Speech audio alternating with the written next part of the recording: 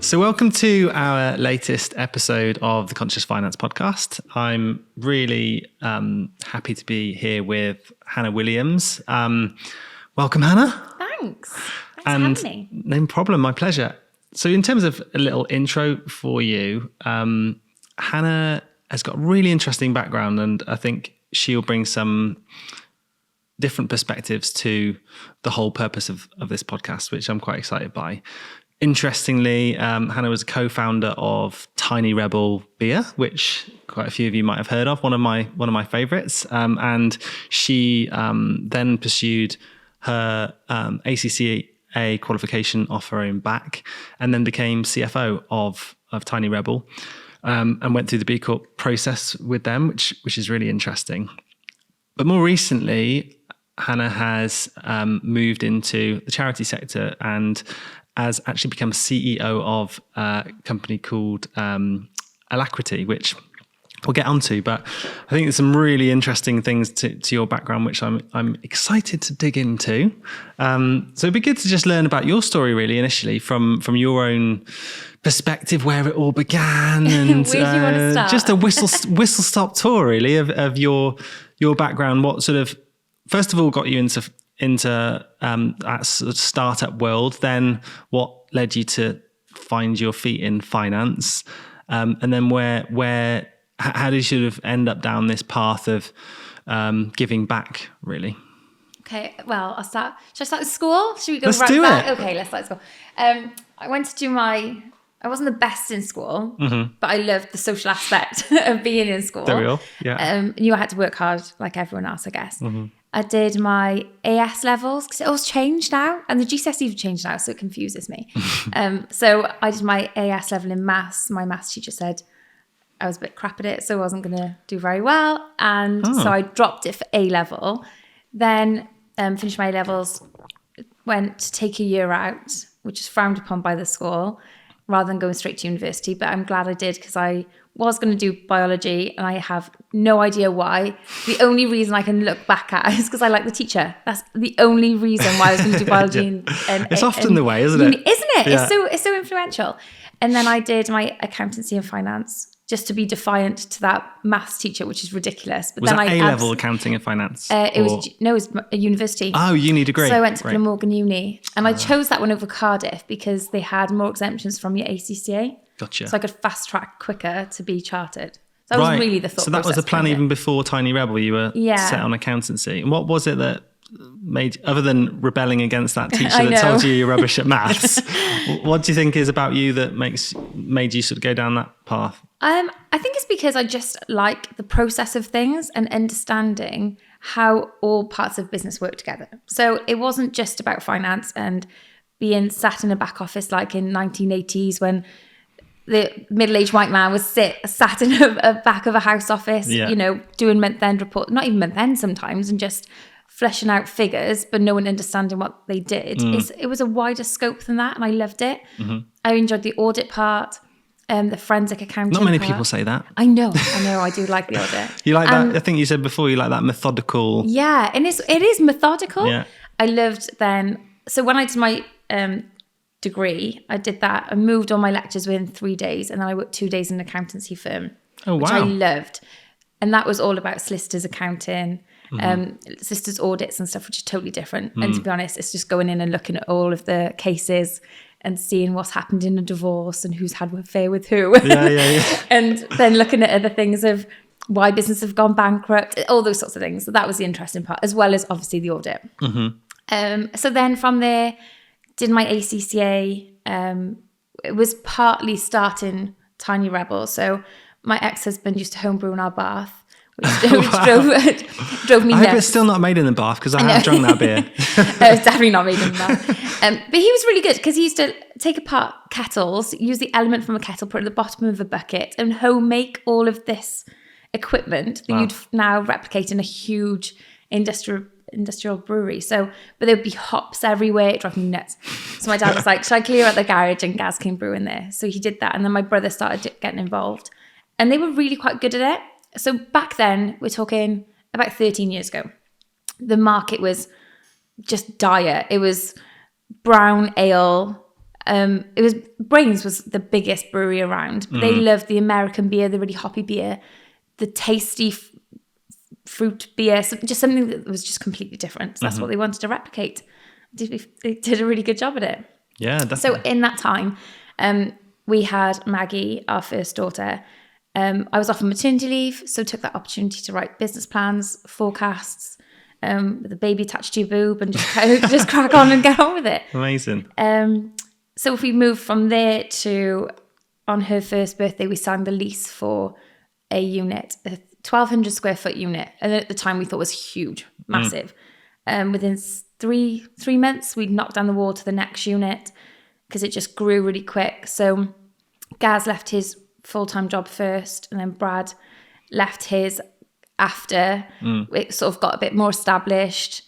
The funny part was we couldn't get bank funding, because we didn't have a marketing cost in our P&L. And we didn't have that because the social media was just kicking off at the time. And we really thought that is the avenue we're going to go down. Again, go into a bank. They were like, nope, not happening. So we actually asked my dad if we could borrow the money, which he lent to us to start it. So that was really the start of it. And also, you're a little bit fearless when you're younger. So I look back now and I'm like, how did I do that? It was a total different world then. So it's almost the opposite way around to how I've done it, because I started more, I guess I started in a startup during uni and a couple of years after uni. Then I fell into the corporate machine for best part of decade, maybe even longer than that actually. And now I'm back in the startup space, and perspective must be very different when you're young, going straight into the startup world. Like you say, you're probably more of an appetite for risk and taking a chance and that sort of thing. Yeah, absolutely. And I think it was also the people you got around you. So my dad had started his business when the year I was born. So he set up an electrical firm called CNC. So he worked his day job as an electrician for another firm, then in the evenings then would start this business in the background, because you've got to try and do both if you can. Yeah. You got to pay bills realistically and all those things. And it was from him. He was the catalyst that was like, you've got something here between you guys. And we'd go over to his house in the evenings, and that was our board meetings as such. Yeah. With a gin and just chatting through everything. And it felt like it felt like fun, a lot of fun. And it felt like fun for a long time. It was a lot of fun. And you're just on this treadmill of craziness, and there was just opportunities, and if they fell at your feet at the time, you just take them. And no plan was a good plan, I think. We had a guide, which was our forecast and, our budgetary forecasting plan. But other than that, you don't have this Bible that says you've got to follow this. This is your 10-year plan. Like some people lead you to think you need, because it just flip and change as opportunities happen. Yeah, definitely. So were you pretty much the number one in finance from the get-go all the way through to the time you left there? Yeah, I guess so. So it was from the beginning, it was the three of us, and it was putting all the new stuff in, all the Excel spreadsheets. Like there's no dressing it up. That's what it was. And if I wasn't on the Excel spreadsheets, it was you hand labeling bottles, hand filling bottles, and stuck in. It was proper stuck in. But it was so much fun. I remember when Gethin Jones came down to the brewery once. Oh, cool. I can't remember what they were filming for. And that was another opportunity. We just took it. I made a banana bread, and then we just ended up chatting for ages about how he used to, or his ex used to like bacon. You probably guess who his ex was. And they didn't speak very much at that point because they'd only just split. But random stuff. So one minute you hand bottling labels, the next minute you've got Gethin Jones, making a cup of tea next to you, and I'm in a little kitchen. So yeah, it was so much fun. And how long were you there for? From the start, and then I left 4 months ago. So, when did we start? We officially started 2011. But really, it's a couple of years before that when you just start, making all the business plans and all the R&D brews the boys were doing. So over 10 years. Yeah, then. Long time. And what size? What did you grow it to by the time you left? So it was around about 15 mil turnover, 164 employees. That's amazing. Yeah, it is. Do you know what? It is amazing. And you look back and it's such a good, you learn so much. Like it's nonstop. You just don't pigeonhole yourself. And I think that's the fun part. It wasn't just I was sat in finance and doing that day in, day out would have been not my bag. You know, it's trying to get stuck into everything. So if the bar was busy, you look down, I don't know, you need to pop to the brewery. It's a great space. I'd love to. You know, you're in the office and you look down at the bar and it's absolutely packed. That was another fluke. We were going to open that as an event space a couple of days before. Me and Brad were like, nah, we should open it as a bar. My dad's like, that's ridiculous. Never going to work. You need to open it as an event space. You're in the middle of industrial estate. It's literally in the middle of an industrial. It's next to a bakery, a huge braces. Oh, right. Is it in Newport? Yeah. Oh, great. In Rogerstone.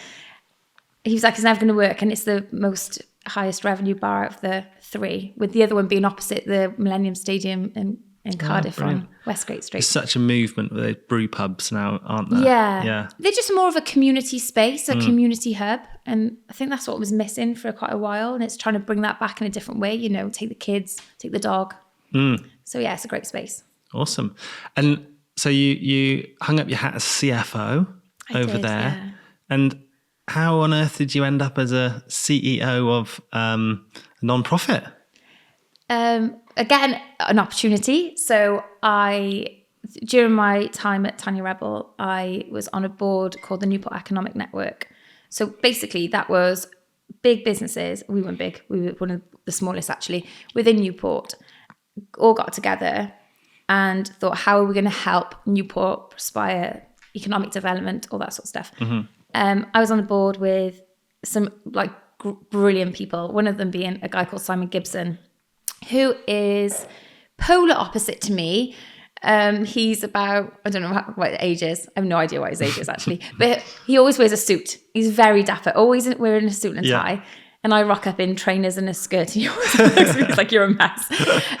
Very different, but he's so brilliant. So he set up a company, or he had a startup as well called Ubiquity that he sold a good few years ago. And he built all the software that's in everyone's phones now. So only your mobile can only work with this software called SIP. It's amazing. It's honestly, he's so influential. He's incredibly clever, but incredibly passionate and hugely in the space of giving back and paying it forward. So he's now the High Sheriff of Gwent, actually. Awesome. Which I didn't even know was a thing. Now my mum's the High Sheriff of Worcestershire. No way. Yeah. Oh, they should go out together. They should. Maybe we'll all meet up at the brewery. That'd be great. That's what we'll do. So it was just meeting Simon. He mentioned, do you want to be a trustee of Alacrity? They were changing the board and I was like, yeah, really interested in that. And I met Will, who is the CEO previously. I'd known him for a few years anyway. And we had coffee and he's just like, I'm leaving. And I was like, I might try that job. And it was just a change. You know, you just feel like you need a change. Yeah. I'd been at Tanya Rebel a long time. I'd sort of outgrown what I wanted to learn. I wanted to learn more in a different space. And this was the opportunity to do that. And I mean, so different. I don't know tech. I honestly, I do not know tech at all. I'm surprised I got our camera working when I did our video call. That's how bad I am. However, I do know about business, how we can look to maximize the value of it in market, that sort of stuff. So that's what I could have contributed to Alacrity. And just for the listeners, Alacrity, what do they do? So I got to remember this now. With the next generation of digital entrepreneurs, we're setting up the next generation of digital entrepreneurs. I only know that from Andy, my colleague. I've got to keep repeating.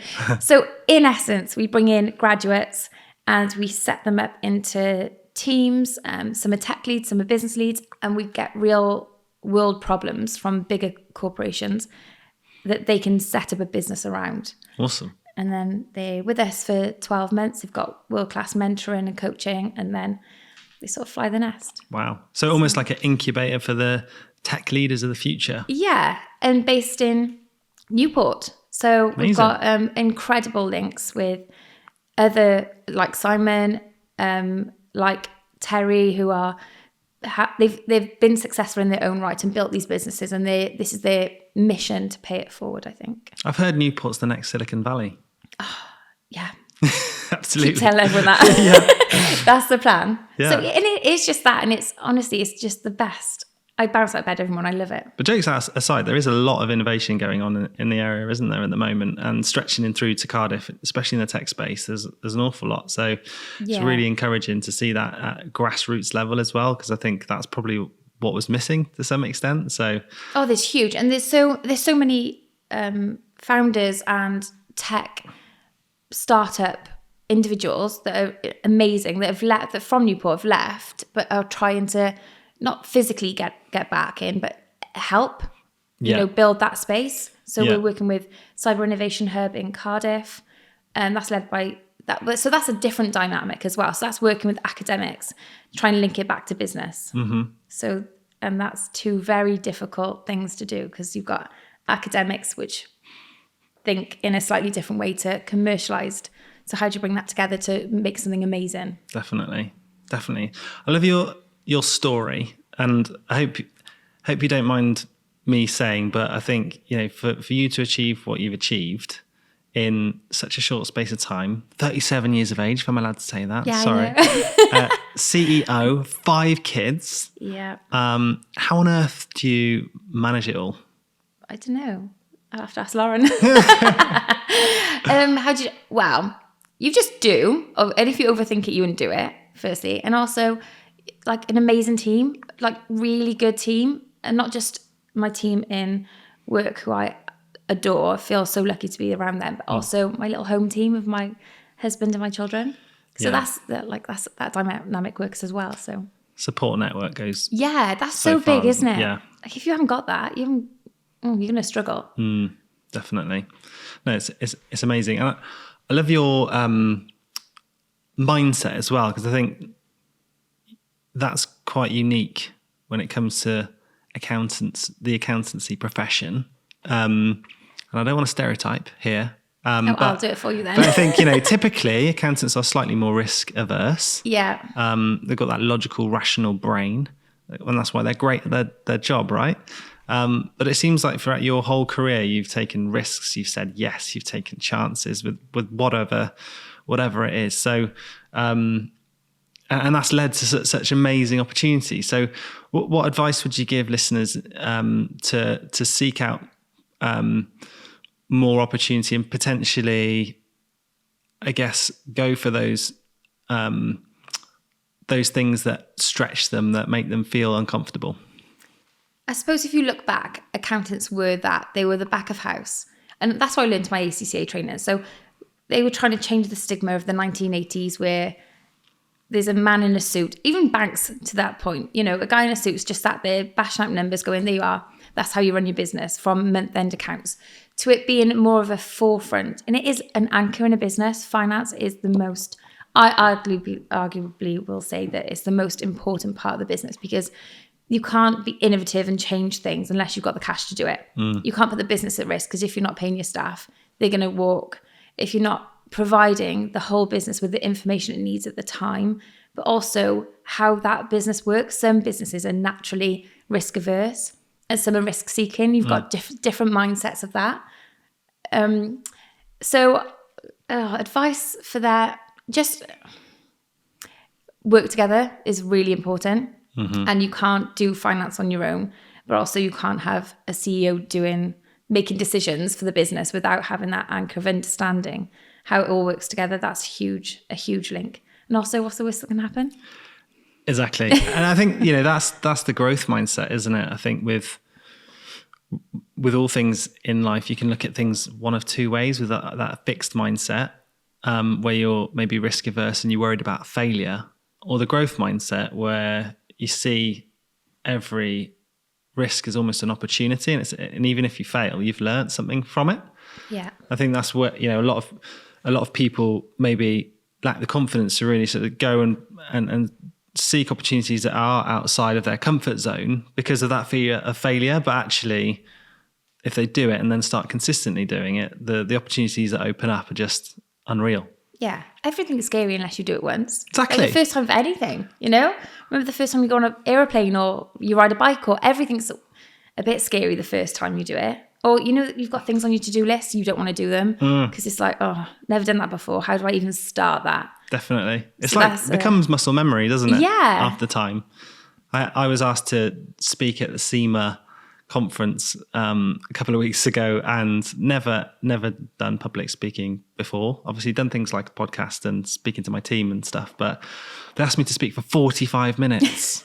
And how did you find that? Oh, honestly, when they rang me to ask me to do it, it was one of those situations where I almost like fake it till you make it. Yeah. I was like, yeah, of course I'll do that. Yeah, no worries. And that's literally my life. I do that every day. Sweat dripping from my pores, heart racing, but it pushed me to actually go and find a speaking coach and do it properly and practice. Oh, really? Yeah. So I got someone to actually really take me through like how to do it and build my confidence, find my speaking voice and how to project and all this sort of stuff. And that was, in terms of what I've learned during just the couple of months leading up to that opportunity, it was amazing. And now I've done it, I know that next time I won't be as nervous, perhaps. I'll wait for your TED Talk then.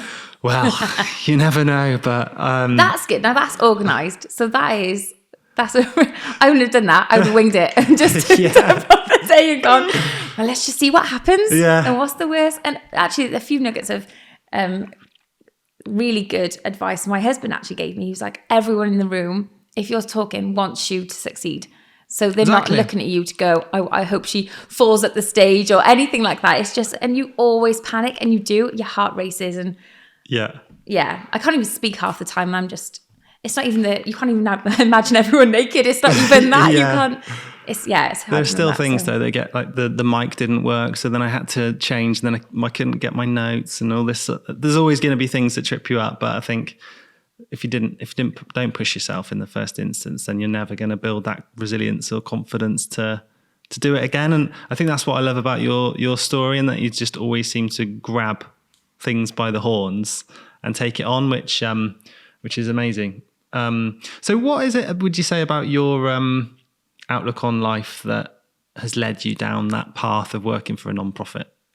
It was just the opportunity, I think. It really was. And it was, how do you pay it forward and help? So over the last 5 years, I started reaching out to people just to, not as a formal mentor, but just to understand their journey, how they did things. So the first person I messaged was a guy called Al Barrett, who owned a company called Grenade. So Grenade do make protein bars. Mm-hmm. Oh yeah. And it was at the time where I messaged him randomly on LinkedIn. He messaged back and was like, yeah, I'll have a call with you. Then messaged me about an hour later, my sister's just cancelled. Do you want to call now? And I was like, yeah, fine. He's like, I've got 45 minutes free. Well, 3 hours later, we're still on this call. And he was just the warmest person. They were in a totally different space to Tiny Rebel. Protein bars and beer were completely different. However, I wanted to take his learnings in a different sector and work out how we project that into Tiny Rebel and make that better. So he's now just a really good friend. He's just brilliant. He sold his business to Mondelez. Oh, wow. He did really well from it. He's got a team that he speaks so highly of.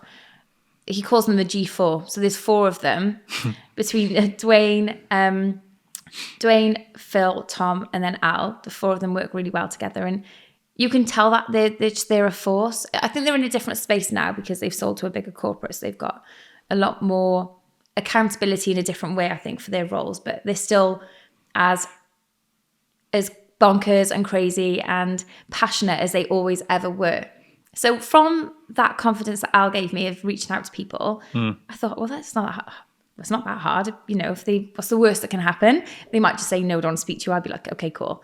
So I did the same thing then to a guy called Phil Dow from Gymshark. So he was the CFO. Wow. One of the nicest people I've ever met in my life. He's going to actually talk at our first business social event we've got in November. You'll have to send me an invite for that. I will send you an invite. His story is amazing. So all these people have just got these incredible stories of their journey and how they've made it to how they were. And also he's another person that just wants to help. He's so engaging and genuinely just so nice. And you can talk to him about his personal story. And again, it's like, how on earth did you build your accountancy firm with the juggles of life? Then you move to Gymshark. Then you build that from a 3 million revenue to 500 million revenue. That's a change on scale. Just a bit. Yeah. And he's got an amazing working relationship with the Steve Hewitt, who then they did that together as a team. And I think it goes right back to you need a team around you. No business is successful from one person. I think what you've done there, and I think that it resonates with me, is you are a product of the people that you surround yourself with. Yeah, so true. And what's that quote? You're the you are the sum of the 5 people you spend the most time with. And more than we know it, human nature sort of leads us to absorbing behaviors, traits, learnings from those people. And I listened to a podcast the other day, which fascinated me about not. You know, obviously most of us know that when women spend a number of time together, their menstrual cycles sync. I think I listened to the same podcast. Yeah, and it talks about how cortisol, stress hormone, can be released from one person to the other. It was Steve Bartlett, actually. It was. Yeah, one of my favourites. And how that literally comes out of our pores, travels through the air, and can be wasn't that crazy? By I the didn't next even know person. that. Yeah, so there's science and forces that are happening that we don't necessarily even see. But I think what I love is what you're doing there is you're sort of seeking out almost like mentors, really, that outside of your world that can give you different perspective, can set you on a different path, maybe build your confidence in other areas. And I think that's something that people often have a fear of. I spoke to a finance director the other day who said, because we do a mentorship program at Core 3 where we sort of connect FDs with aspiring FDs. And one bit of advice he had was, I wish I sought out more mentorship earlier on in my career with people outside of my world, outside of my business, in different sectors and different walks of life, because I would have learned so much more, and it would have set me on a different path.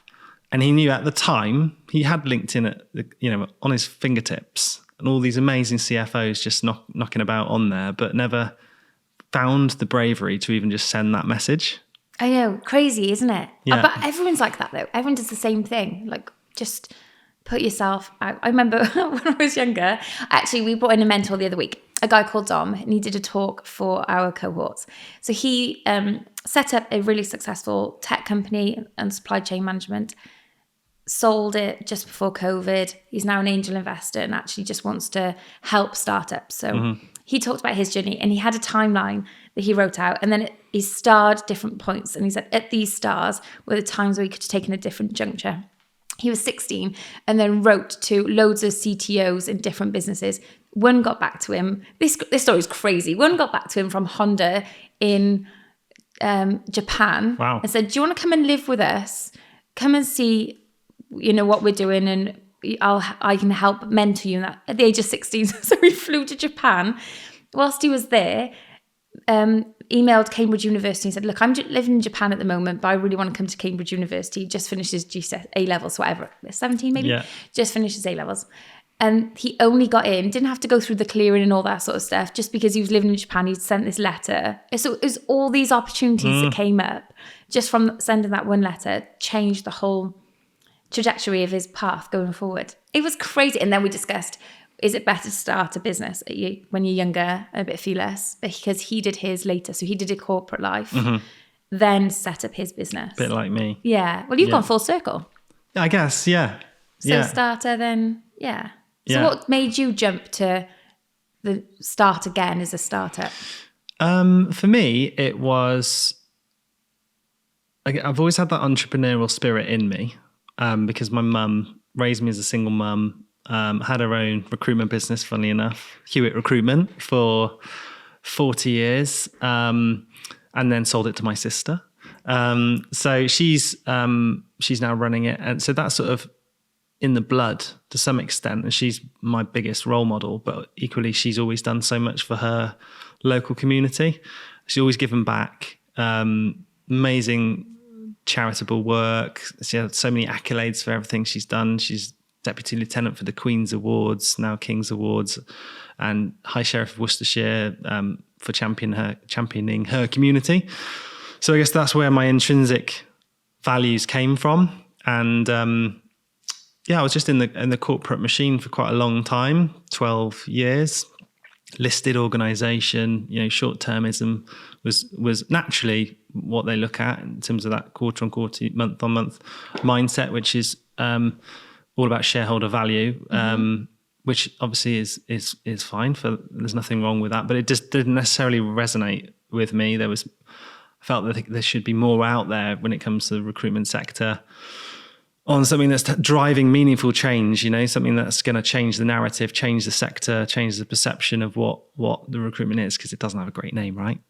So I think for me, it was just trying to launch something that had a real opportunity to change lives, change the community, have an impact on our environment, that sort of thing. So now you B Corp? Here we go, B Corp, yeah. So loving that. It's a new world of B Corp. I know, absolutely loved it. And that was no mean feat either. And I feel like, but having done it right from the start, it just made it so much easier because everything I implemented was through a B Corp lens. Yeah. But it was, hundreds and hundreds of hours of time. It is, isn't it? Whilst trying to start up a business at the same time was a big undertaking, but worth every single minute, which was awesome. Yeah. Sounds like too. I feel like the guest now.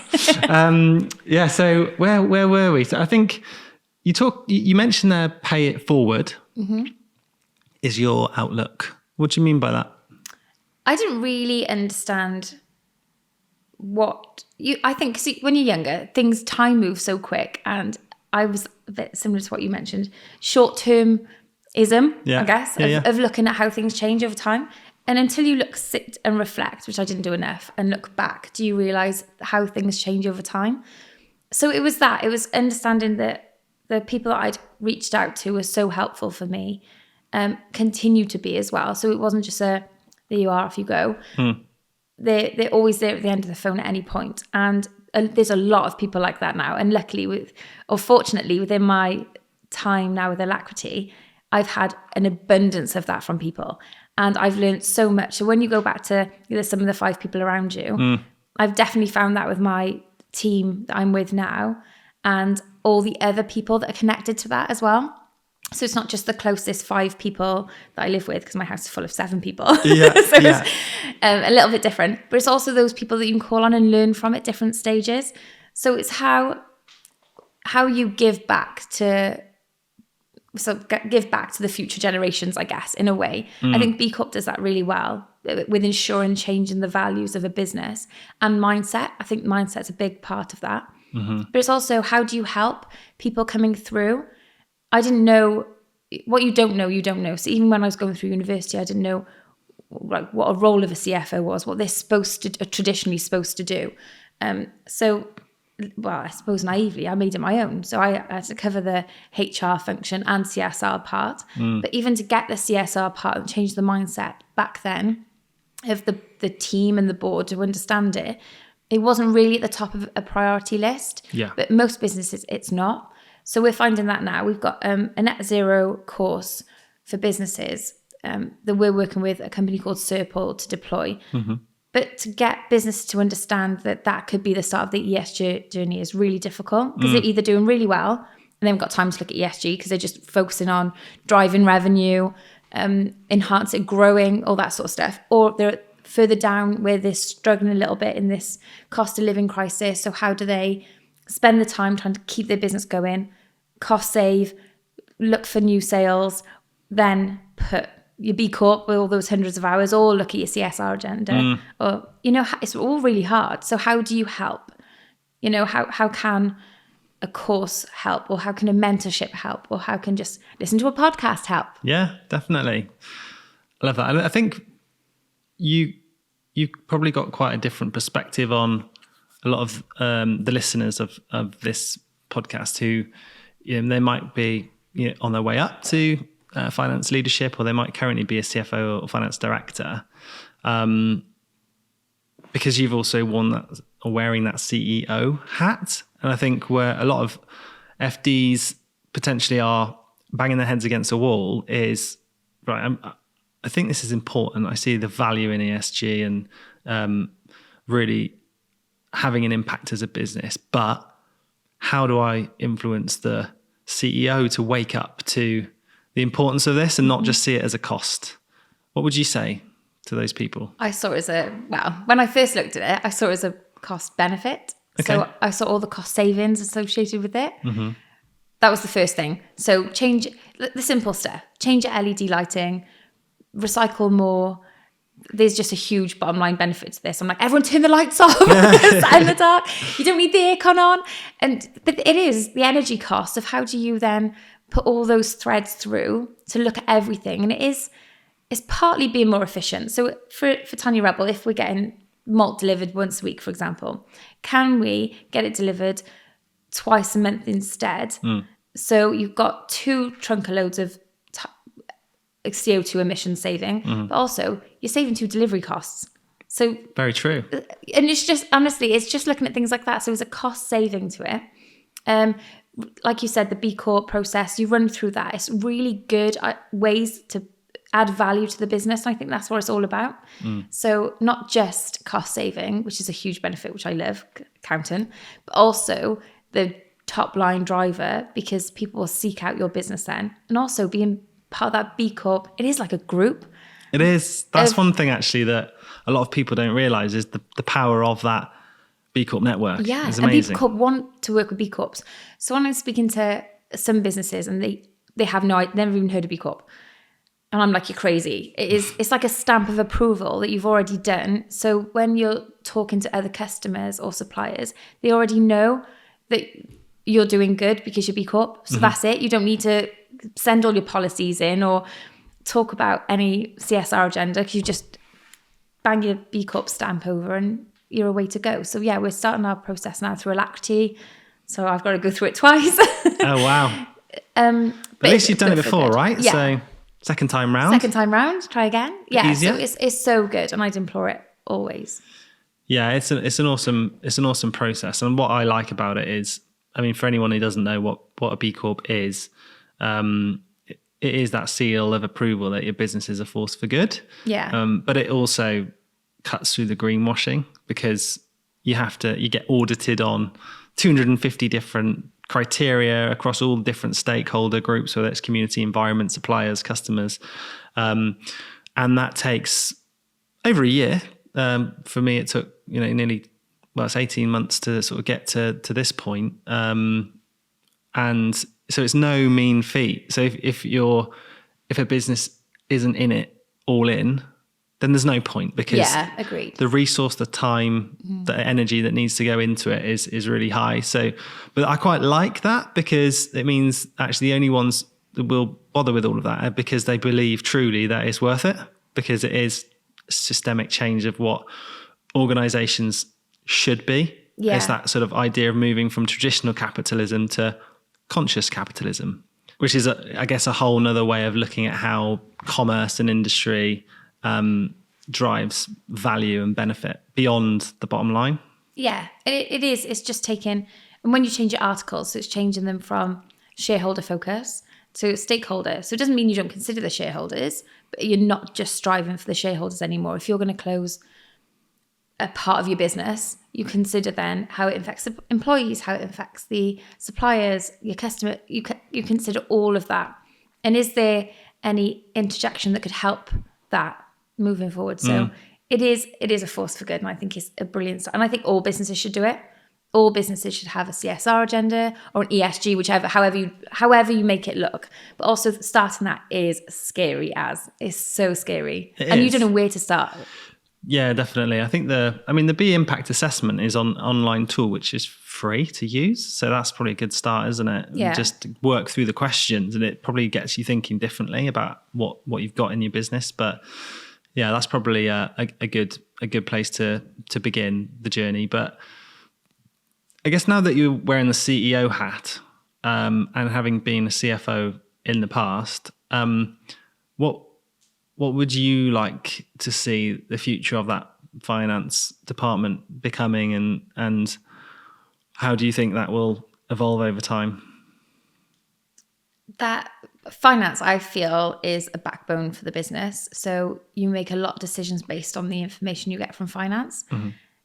they are naturally integrated into all parts of the business. So you can't step in any part of the business without having a finance person there. And the more they are interjected into those areas, the better they function, because you've got efficiencies you can look at and you can track, monitor, change, and you're not just running in one direction, going doing all the fun stuff over here, because then you've got all the boring crap to do over here, and you've got all the statutory stuff. So you've got all the tax and all the bits you forget about, and paying all your employees every week and all those sorts of things. I think finance is the biggest part of a business, and everyone having an awareness of that is huge.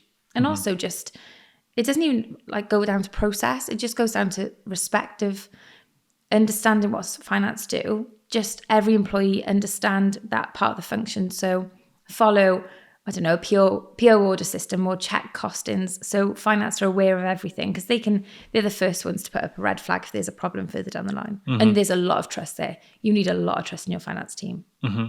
And you also headed up CSR for Tiny Rebel.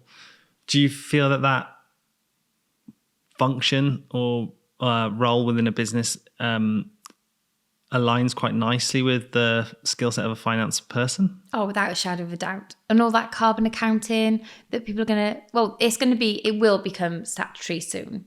Every business is going to need it. So you may as well put it in sooner rather than later, so you can understand it, and you can also pioneer in it and help. As soon as you understand it, then you help other businesses do the same thing. It's so important. And also, it is really hard to know where to start on that journey. So start small. And it doesn't even need to be expensive. So it doesn't need to be, you need to cover your ceiling in or your roof in solar panels, and then you need to change all your lighting if you haven't got the funds to do that. It's how do you separate your bins and have a recycling bin against a normal, waste bin? How do you make sure all the lights are turned off when you're not in a... It's just little things that you can start to do. How do you incentivize your team to cycle to work once a week? Or, it's just the little things that could help. A lot of that can be driven by the culture as well, can't it? Yeah, agreed. Yeah. And that's the biggest part. So it's the mindset and the culture change that all floods through to being more socially aware. Perfect. So for somebody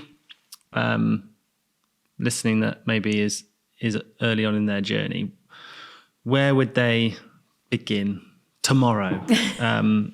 Because we talked about a few things. We talked about B Corp. We talked about winning over the CEO and helping them see the value or actually the cost savings of it. Where would they begin? Well, you could have a million problems in front of you, couldn't you, from just those two things? Especially if you've got a team that are engaged in it. And that's difficult as well. So there's more talking around it. And it's the slower approach that people can bite size into. So we started years and years and years ago with 5 things in 5 years. We're going to change 5 things in 5 years. It felt like 5 years was a really long time at the time. So I thought, this is great. We've got ages. Yeah. Let's just set out the stall for 5 things. They weren't even big things. It was, 0 landfill, more community days with your team. So a day to make a difference. I stole that from Lloyds Bank, actually. So they did a day to make a difference. So it wasn't just the monetary part. It was the time, having the team spend a bit of time giving back, or the knowledge thing that's the paying it forward part. So how do you, I don't know, go and mentor someone, and that's not even, you've got to spend an hour every week, because some people don't have that to give, but you could just do an hour once a month and then catch up calls once a week with them for 10 minutes. And you're helping a person through their journey as well. Definitely. So to start I would start small, and depending if you're an SME, you could just start by writing a couple of things you could change and help. So one could be like the social aspect of a community day. The other one could be, helping a charity for a day. And then the other one could be increasing your recycling. And just start it really small. Yeah, I like that. Break it down. I spoke to a guy, actually, when we started our B Corp journey. He was from Wyden Kennedy. So my cousin actually works for Wyden Kennedy. They are a bigger advertising and marketing firm. They're global. So my cousin lives in Amsterdam. He's the creative director there. So he put me in touch with his colleague who does all their sustainability. And I was on the call with this guy going, like, have you found any benefit to being B Corp and all this sort of stuff? And he was like, clients want to work with us now. So it was a no-brainer for them to put it in place, for them to be more attractive to clients. So they do good, but also it's recognised through the Scope 3 process as well. Huge. Yeah, I think I'd completely agree with that.